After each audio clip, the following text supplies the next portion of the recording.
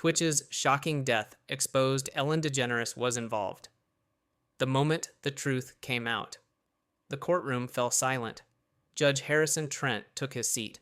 The year was 2025. It was a pivotal moment in Los Angeles. A hush followed his words. "We begin with a minute of silence," he said, voice steady. Cameras panned. Everyone stood. They honored Stephen Twitch Boss, a talented dancer, a dedicated father. They remembered him with reverence. He died too soon.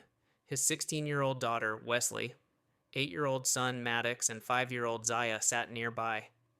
Tears stained Allison Holker's face, Twitch's grieving wife. Her hand clutched a photograph. That image defined the trial. At the prosecution table, Kash Patel leaned forward. His role was clear. He was the special prosecutor. His mission, expose truth. He wore a dark suit. His eyes burned with purpose. The room felt his authority. Ellen DeGeneres, famous TV host, looked calm. Too calm. She sat beside her lawyer.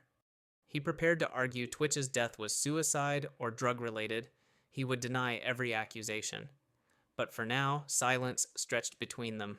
The camera captured Diddy, seated at the defense table. His expression was guarded.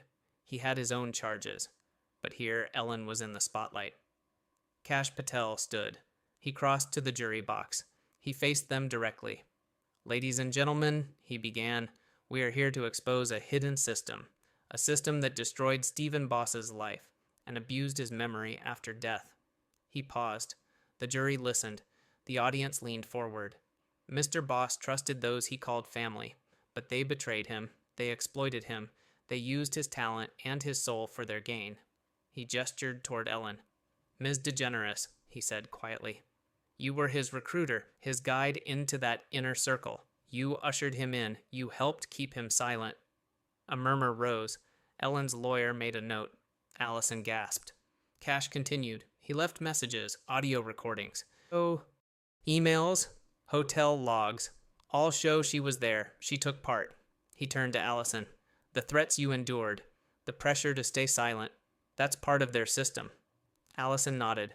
Her voice trembled as she added, "They told me, speak, and your children will suffer." Justice tightened. Judge Trent tapped his gavel. "Let us proceed." Kash pulled out a binder. "First exhibit, a voice memo." He handed it to the clerk. "This was recorded by Twitch weeks before his death." The clerk played it softly. The courtroom quieted. Twitch's voice cracked. He said, "They say I came in at midnight. They have rules. They tell me to smile. They say it's family. But I feel trapped." It ended with a sigh. Jury faces hardened. Diddy glanced at Ellen. Kash pressed on. Next, surveillance stills. 4 images appeared on the screen. Ellen, Twitch, Diddy together at a private event. Flashing lights made them all look uneasy. "She wasn't a bystander," Kash said. "She recruited. She watched. She encouraged." Ellen's lawyer stood. "Objection? Speculation." Judge Trent replied, "Just keep it grounded in facts, counselor." Ellen's lawyer nodded and sat. Kash paused for effect. "These photos are from 2019 and 2021. Private jet security crews, biometric gates, and no phones allowed. It was ritual, systematic, and dangerous." He glanced at Allison. Another shard of pain showed, then Kash closed his binder.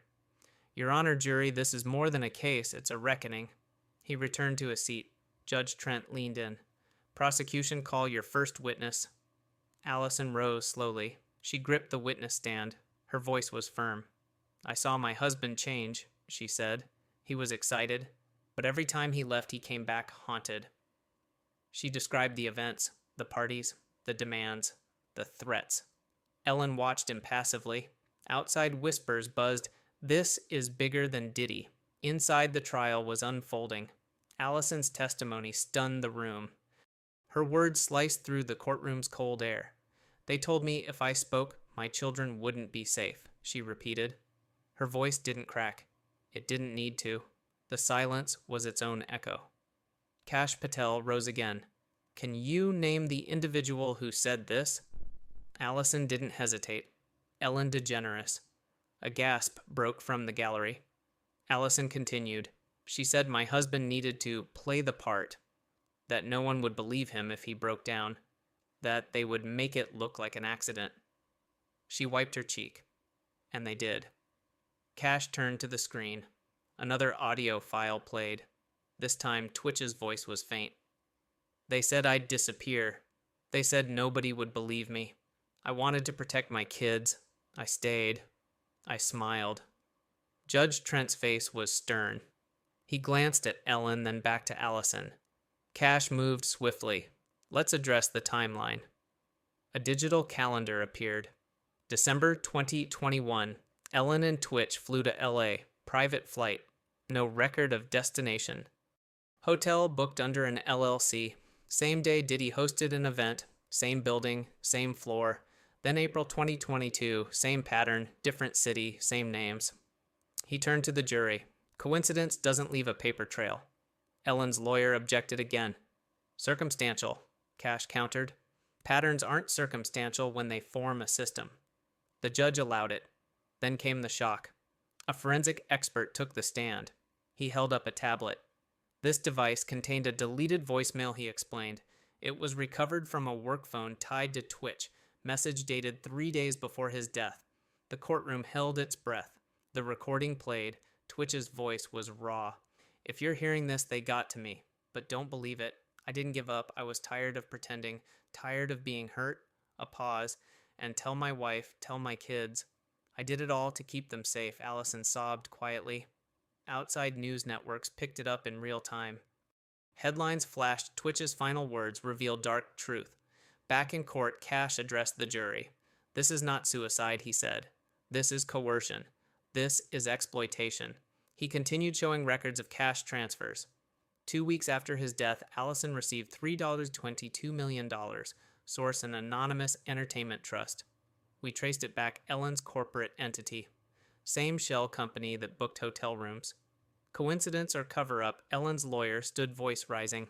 It was a legacy disbursement. Standard estate processing, but Cash was ready. Then why was it marked operational silence compensation? The jury reacted. Next came the bombshell testimony of former producer from The Ellen Show. Anonymous. Voice distorted. Twitch tried to speak once the voice said. He was cut mid-broadcast. They called it low energy. But I saw his eyes. Something was wrong. The producer spoke of warnings, of whispered threats. Don't ask about Diddy. Don't ask about parties. Don't even mention after hours. Screenshots of internal emails flashed. Phrases like shut it down, media containment light shift initiated. Cash pointed. This wasn't just bad behavior. It was infrastructure. Then came more evidence. Metadata from Twitch's third unreleased audio file. Titled, If They Say I Quit. The contents remained sealed, but 2 lines leaked. I love my family. I love dancing. But they'll say I quit. That's the part that hurts most. Cash addressed the court. They broke him. Then they blamed him. The judge declared a recess. Reporters scrambled. Public pressure mounted. The next day, Cash submitted new documents. Private memos, emails, code words. Light shift meant grooming. Stillness weekend was isolation. Twitch appeared over 70 times, mostly in logistics files, not entertainment. A final witness took the stand, a therapist, not Twitch's, but one employed by the studio. She admitted the role wasn't therapeutic. We were hired to monitor, she said, to assess emotional risk and report it, not treat it. She paused. Twitch was flagged as medium risk after saying, sometimes the smile feels like a cage. The courtroom froze. He was scheduled for a forced break. He never returned. Outside, the world began to understand. This wasn't a breakdown. It was a takedown. And the deeper they dug, the clearer it became Twitch was never broken. He was exhausted from fighting alone. The courtroom reconvened, hushed and heavy. The jury's faces were intent. Cash Patel stood at the prosecutor's podium, eyes trained on Ellen's counsel. Your client contends this was a tragic suicide, yet our evidence paints a different picture. He clicked a remote. A large image appeared, a ledger displaying $8.4 million in unexplained reimbursements. These funds traced to shell companies tied to Ellen's production entity, he asserted. Funds labeled Midnight Logistics and Event Hush. Ellen's lawyer interjected, "These are standard event costs." Cash responded firmly, then explained the timing payments arrived days after Twitch's visits, always aligned with private gatherings, always linked to restrictive agreements. He switched slides photos of 3 flights, Deck 11 2021, APR 9 2022, and another unlisted trip, all featuring Ellen and Twitch. The flights coincide with the visits, he said. Controlled, secretive, and financialized. A murmur rippled through the gallery. Next, Cash called the forensic accountant. She reconstructed Twitch's cash flow, he explained. He received no irregular funds. His expenses were normal until these reimbursements. The accountant nodded. They match event dates exactly. Cash turned back to the jury. It wasn't a financial blessing. It was operational cover. In a sudden pivot, the door opened. A group of survivors entered, former dancers and assistants. They took seats in the gallery. Their recollection had been requested to testify in camera. One came forward, voice breaking, recorded on a loopback mic. "I was 19 when they told me, 'Smile for Ellen.' She hesitated. If I cried, I wasn't invited back." Another chimed in, "I saw him in tears after a party. He whispered, 'I can't do this.'" Their collective statement was short. This was systematic abuse. An associate producer handed evidence to the court clerk, stacks of NDA forms, naming conventions, lists of invited talent, all referencing after-hours events. Cash faced the jury. These people came forward because they know what he couldn't say. He paused. This isn't merely about one man's death. It's about a culture of silence. The judge cleared his throat. "Proceed." Next, a former PR executive from Ellen's team was called in secret. Her pre-recorded statement played. They had codenames Stillness Retreats, Light Shifts, Mindful Resets. But they were recruitment events. They selected based on emotional vulnerability. Her voice trembled. They isolated people under the guise of wellness. They coaxed trust and then exploited it. Even Ellen's counsel looked unsettled. Cash introduced internal emails, one comparing Twitch to rocketing commodity, another labeling emotional breakdowns as bad optics. On screen, a highlighted memo signed by Ellen's production head, "We need to manage him. If he flags, risk schedule a getaway. No exceptions." Cash addressed the court. They monitored his emotions, treated him like inventory. Suddenly, court officers intervened. A loudspeaker informed everyone that Ellen's attorney was requesting a sidebar. The courtroom buzzed. Outside in the halls, reporters updated live PR exec blows lid on code word network. Back in court, the emergency sidebar granted Elias Ellen's lawyer 2 minutes to adjust. He returned to object, "These emails are hearsay." Cash replied, "They aren't hearsay. They are internal signed documents. They prove planning." Judge Trent ruled them admissible. A hush fell. Cash approached the jury one final time in this segment. Stephen Twitch's death was no accident. It was the tragic endpoint of a toxic ecosystem. He made eye contact with the juror's voice steady. He fought. He tried to warn the world, but he couldn't fight alone. He gestured towards Allison and the survivors. These people now stand here to tell what they couldn't before. A soft sob echoed. The judge recessed again. Cameras flashed. Families wept openly. Outside, Cash spoke briefly to waiting reporters. "Today we illuminated the shadows. Tomorrow we finish the truth." He walked away. The courtroom reconvened after a tense break. Judge Trent entered first, followed by Ashley and Allison on either side.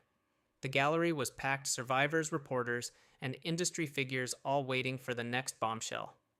Cash Patel rose from his seat, composed and resolute. "Your Honor, we continue with new evidence that illustrates how Ellen DeGeneres was not only complicit, but instrumental in fostering the environment that led to Stephen Twitch Boss's death." Cash nodded to the tech clerk, who cued a grainy, dimly lit video projection. The footage showed Slack-style snippets of a stillness retreat, a coded invitation that survivors had described as a recruitment event. Ellen, calm but serious, is seen guiding attendees into silent meditation. Her voice soft yet authoritative. "Find your center. Trust the process." Several women entered a side room. The camera lingers on their faces, hesitant, searching. The scene shifts, the door closes, and muffled sobs echo in the hallway. Cash paused. This video wasn't intended for public viewing. It was used internally, part of the program. The courtroom was silent. Next, Cash presented a large folder, flight logs, hotel invoices, billing statements tying Ellen's entity to repeated high-cost stays and luxury suites adjacent to venues where Hulu-level events were held. Notice, he said, pointing to the screen, the reimbursement is labeled Retreat Lodging. The pattern is consistent: flights, luxury rooms, limited phone use, and NDAs. Ellen's counsel rose quickly. Your Honor, these are event costs, Cash interjected, except they don't align with public events. These are private after-hours gatherings without public programming or press coverage. Judge Trent allowed the exhibit. Allison took the stand again, this time live. She held back tears. I watched my husband shrink under their pressure. I remember the day he told me, they want compliance. We saw the ledger they called that Midnight Fund, and I cried. The jurors listened rapt. I was told, you want a future, you follow the plan. Eye to eye, or else... She pointed at Ellen, seated across the room. You warned me, back off, or you'll lose everything, including the kids. A hush fell. Reporters scribbled. A rotating spotlight highlighted 3 survivors, each sharing a short but chilling account of coercion and emotional manipulation looped with audio playback, a dancer's recording. They told us, quiet nourishes the soul, but noise ends careers. An assistant, I was told to smile even when he cried that silence proves your loyalty. A makeup artist, we had pay envelopes, cash only. Code words if we resisted. Cash summarized fellow victims right in, it's not a scene, it's an architecture. That is why they survived overnight, they obeyed. Twitch didn't. Another exhibit played a private video from Ellen's hidden confession recorded 3 months ago. Her eyes were red. Voice trembling, I thought I helped. I believed in joy. But I watched him fade. I lied to him. I silenced him. And when he died, I wanted it to be his choice because that felt safer. She paused, choked on tears. I was scared I'd lose everything, my career, my brand, but I lost him. The jurors shifted. For the first time, Ellen looked genuinely human. Elias rose, turning to the camera footage and evidence. These events were wellness retreats organized to help Stephen. Ms. DeGeneres cared. She wasn't recruiting or coercing. She was supporting. Yes, the environment was secret for privacy. Yes, NDAs were signed to ensure confidentiality for a public figure. But nothing criminal happened here. He paused. Stephen's death remains tragic, but we have no proof of murder or coercion leading to death. Cash returned to the podium unwavering. Your Honor, jurors, we don't need proof of murder. We have a pattern. We have coercion, and we have a man broken by emotional exhaustion. Suicide does not absolve conspiracy, culpability, or emotional abuse leading to death. We assert responsibility. Ms. DeGeneres had influence. She recruited, she enforced, she benefited. He gestured to the survivors. His whispers were drowned by her commands, his life drained by compliance, and only their voices can stand for him now. Ellen wept quietly. This wasn't business anymore. Elias called no further witnesses. Judge Trent stood. We will now proceed to closing arguments. But first, he ordered a minute of silence in memory of Stephen Twitch Boss, artist father, followed by a single bell. The rhythm pulsed through the courtroom like a heartbeat. As the jury departed to deliberate, the press scrum erupted. Cash spoke. We laid it bare. We honored Stephen. Now we ask for justice for survivors. We ask that institutional silence end. Fans outside memorialized him with candles and chants. He didn't give up. He spoke up. The jury retired to deliberate. Tension rippled through the courthouse corridors. Reporters whispered. Survivors clutched each other. Outside candles flickered in vigil. Cash Patel stepped onto the courthouse steps, cameras rolling. His gaze was steady, voice firm. We requested truth. We honored a legacy. We demanded accountability, he declared. Today, we question if silence can ever be murder. We stand with survivors. Stephen's story isn't hidden anymore. Flashbulbs popped. His words reverberated far beyond the judge's bench. Social media exploded with truth for Stephen. Inside the courthouse, Ellen curled into a chair in a private room. Her attorney, Elias, quietly laid out next steps. Prepare for settlement discussions. jury may go either way," he murmured. Ellen stared at her hands, tears dragging through mascara. Public acclaim had morphed into public scrutiny. She realized the industry's embrace was gone. In that moment, she saw the cost of secrets and silence.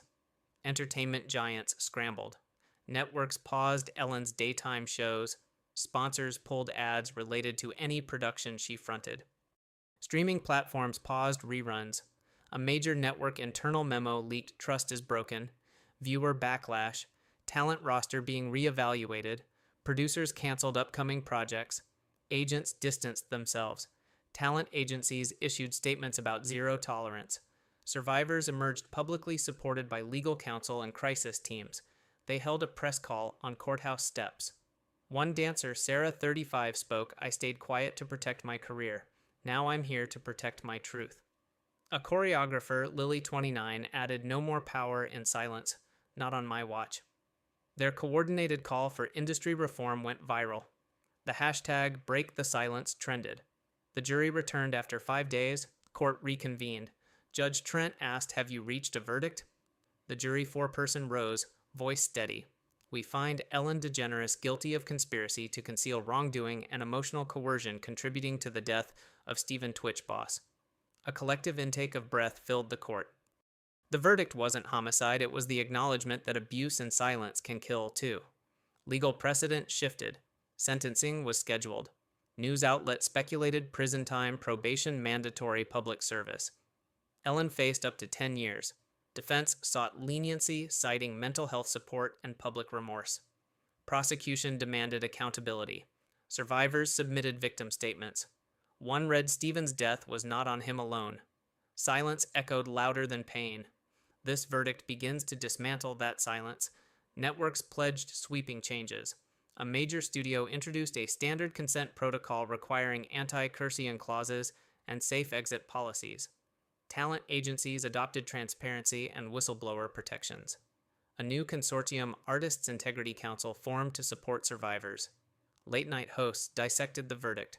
One commented, "Power in Hollywood isn't always on screen, it's backstage behind closed doors." Columnists mused, "If silence killed Stephen, this verdict hits the pause button on an entire system." Social media raged. Gen Z creators began live streams urging standing up to industry manipulation. A week later, Ellen gave her first on-camera statement. No studio backdrop. Bare wall. Direct eye contact. "I'm deeply sorry to Stephen's family," she said, voice subdued. "I never meant to harm. I thought I was protecting everyone. That was wrong." She pledged community service funding support systems, counseling for survivors, and a public series on abuse and entertainment. Some embraced it as genuine remorse. Others remained skeptical, citing past incongruities. On the day of sentencing, a memorial event took place on the courthouse lawn. Candles lined walkways. Photos of Stephen danced on banners. His children, Wesley, 16, Maddox, 8, Zaya, 5, stood with Allison. Their presence brought the story full circle. A mural was unveiled portraying Stephen mid-dance. Beneath a banner read, "Let truth be ugly." Allison spoke. "He wasn't just an artist. He was a son, a father, a voice for those who couldn't speak." She paused. "We finally listened. Entertainment contracts were rewritten. NDAs requiring silence during legal proceedings were banned. New laws were introduced in California, forced NDA transparency audience reporting mechanisms, and mandatory legal counsel for vulnerable staff. Film schools introduced ethics modules. Journalism departments taught on covert power dynamics. Cash returned to Washington briefing lawmakers on institutional power abuse. He proposed federal oversight and transparency protections in entertainment industries. He reminded lawmakers silence without scrutiny can be fatal. Accountability isn't political, it's human. Months later, TikTokers and influencers began sharing real stories of coercion. Podcasts revived forgotten survivors. Documentaries commissioned with full survivor control. Ellen's redemption arc continued, albeit shaded with controversy. Some welcomed it, others placed it on trial anew. Meanwhile, the Artist Integrity Council's helpline received thousands of calls. Studios began tracking staff mental health as industry standard. Stephen's children launched the Twitch Foundation focused on arts mental health and speaking out. The air in the courthouse felt heavier as Ellen DeGeneres stood before Judge Trent. The room was packed, buzzing with expectation. Members of the media sat poised, cameras ready as the long-awaited sentencing was about to unfold. The courtroom had already witnessed seismic shifts in the cultural landscape, but today the conclusion of this trial promised to bring it all together.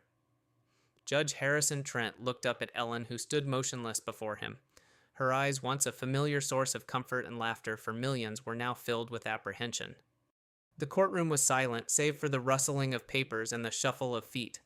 "Ms. DeGeneres, please stand," the judge commanded. Ellen rose slowly, her demeanor somber, no longer the confident entertainer, but a woman at the mercy of the system she had once dominated. After considering all the evidence, including the testimony of Stephen Twitch Boss's family and the undeniable role you played in concealing the circumstances surrounding his tragic death, I hereby sentence you to 2 years of incarceration, Judge Trent continued. Gasps filled the courtroom. Many had expected some form of leniency, a token sentence given her status, but this was different.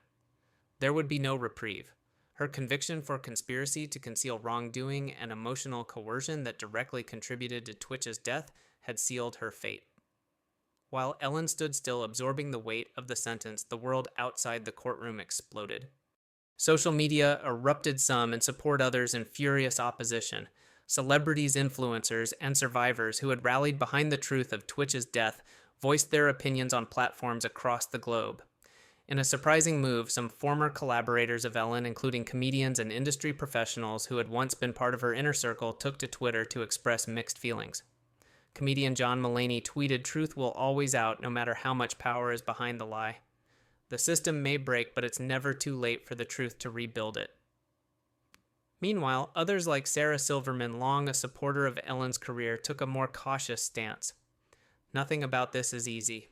Justice is a hard road for everyone involved. I don't know how this will unfold, but I hope it leads to true change." The public was split.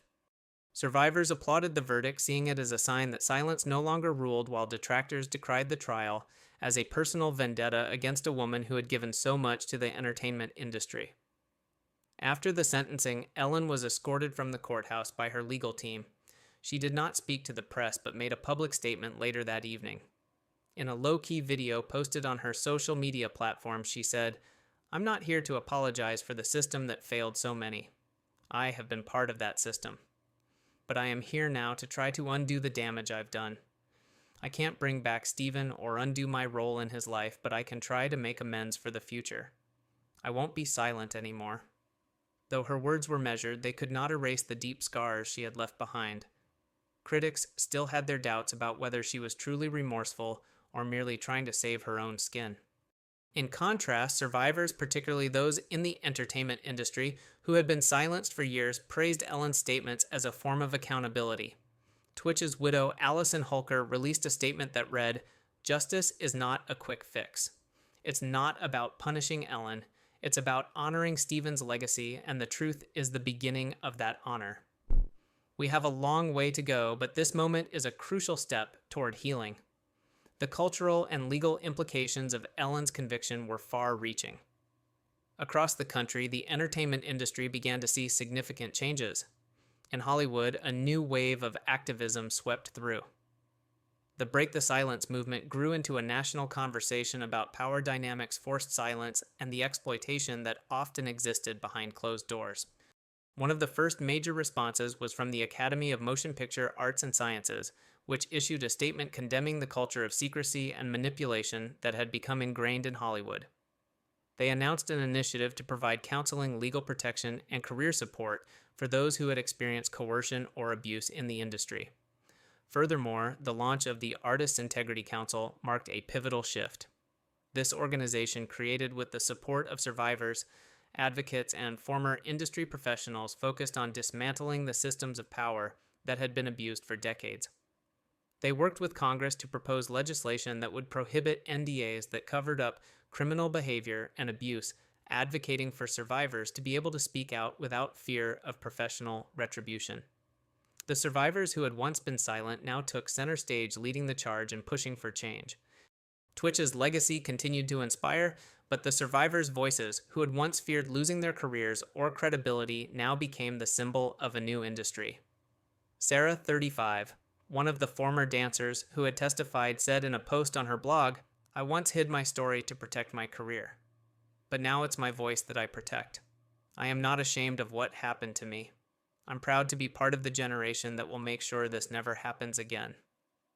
The Twitch Foundation, established by Allison and their children, focused on supporting survivors and providing resources for those still trapped in the system. They raised millions with donations flooding in from all over the world. Twitch's memory was kept alive not just through remembrance, but through action and reform. At the state level, California passed sweeping legislation that overhauled workplace protections in entertainment. New laws prohibited forced NDAs in any situation involving coercion or abuse and created a state-run hotline for employees to report concerns. Federal agencies also started their investigations into the broader practices of Hollywood.